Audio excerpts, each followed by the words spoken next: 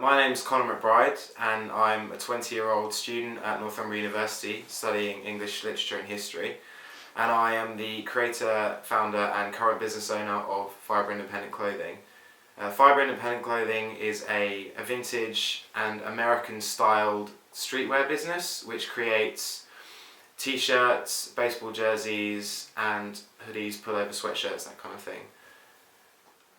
I think being part of the student demographic gives me an insight into kind of what people of my age are into, and that does allow me to market it more towards, play to that kind of strength really of knowing the market. But I do tend to try and market my products to that age group who are at university, who may not be at university.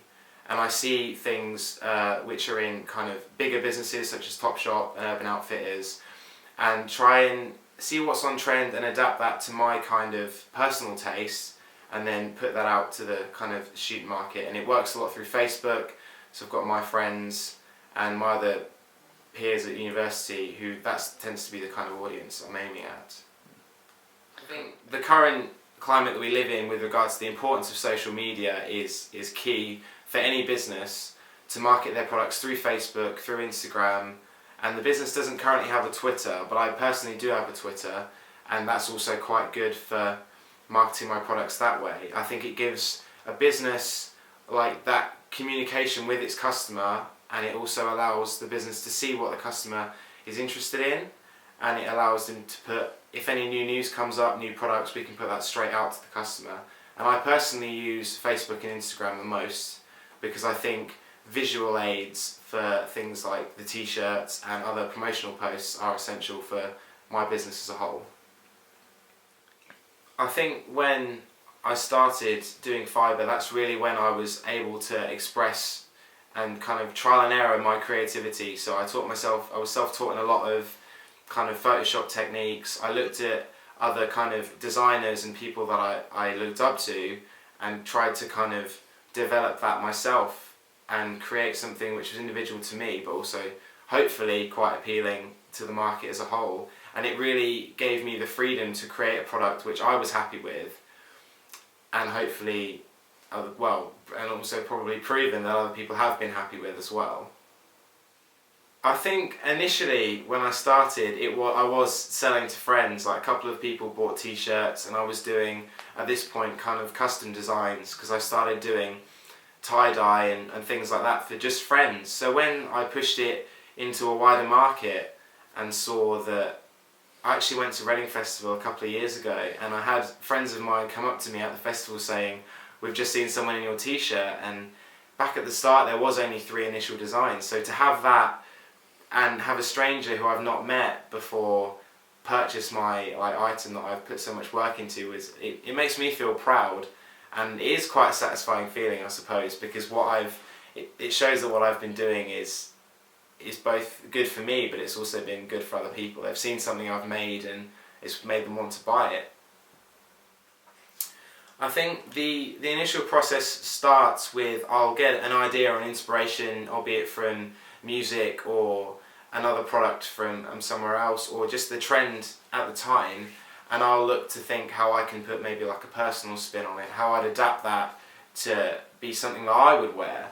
And then I'd develop it on the computer first, and I'd run up designs, and it's when my friends come in as well, because I tend to show a lot of my designs to my very close friends initially and get some feedback, what could be improved. And from that point I'll put it to the printers. I've got a very good friend of mine called Ryan Ward, who does all my printing for me, works in Southampton.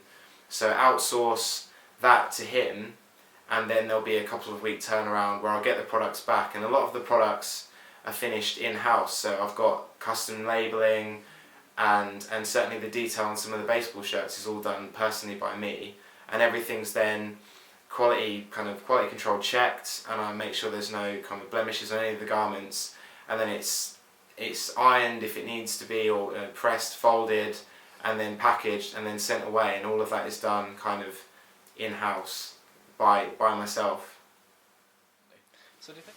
I do enjoy working independently, because it means that if I have an idea for something, I can put it out there and I can do it. I mean, it's not necessarily done just so I can say to people, oh, look what I can do, because it's not about that. It's about making something which I'm proud of and hopefully people engage with and people enjoy wearing. There have been times where there is a limitation working on your own, because my skills as a person are limited somewhat, is that I can't print. I certainly can't do a lot of the kind of extensive stitching that more elaborate garments would desire, so I'd have to outsource those, and I think that is one of the main drawbacks. But aside from that, I think working independently is a really good idea, and it's a good thing to do.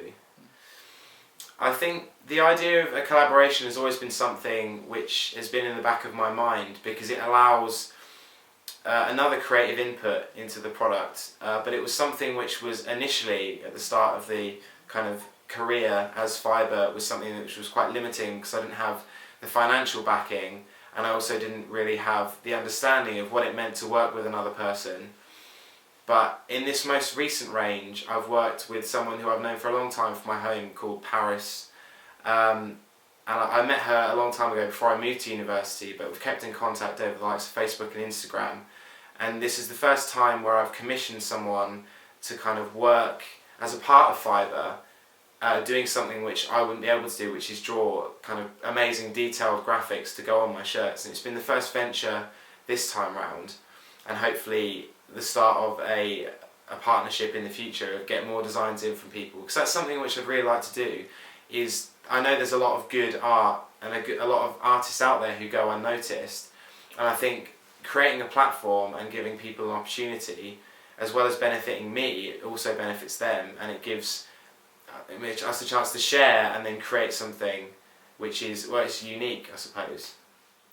The new Fibre range is, I've called the Spring Summer 14 collection, and it's basically, it's a range which involves graphic print t-shirts, the use of black on black printing, as well as the long sleeve baseball shirts, an imported American style baseball jersey, which is a new product which I've not included before, as well as some pullover hoodies. And I've focused a lot on the quality of the garment this time around, as well as how it looks aesthetically, to kind of improve the feel, improve the fit into something which I personally wear, and something which I think will be more widely appealing. And in the past it's been tie-dyed and maybe quite a small niche market, but I've tried to appeal more to the general kind of population now, in a sense of that a lot of the garments are quite basic, but will look good with hopefully a lot of outfits. And I know I personally wear, probably say, an item every day, if not every other day.